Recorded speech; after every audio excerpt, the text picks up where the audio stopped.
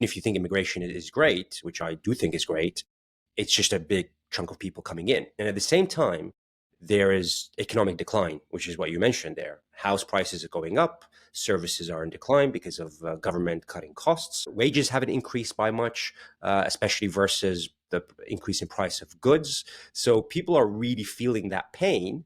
And at the same time, there's an easy finger to point at, which is what you're seeing, this change in the number of people coming in. And that those two things are kind of fighting each other. But it's very hard to kind of blame someone when it comes to all these different economic issues versus that person that is very different to me. Yeah.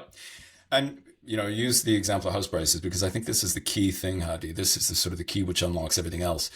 House prices, it becomes an easy thing to blame the immigrants because it's just basic economics, isn't it? If you bring in all these new people, but the housing stock doesn't go up, everything gets bid up in price.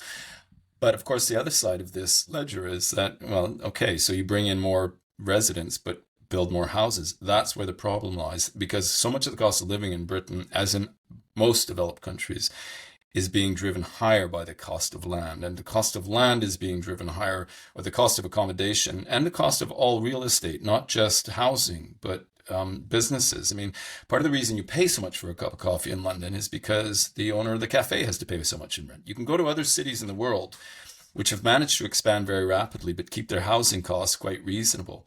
And you see how much more accessible life becomes, how much everything becomes cheaper. Now, why is it that real estate has become so expensive? It is because of this asset owning class, which depends on the standard to which it's grown accustomed for those prices to go up every year. And what's the easiest way to ensure prices go up? You constrict supply.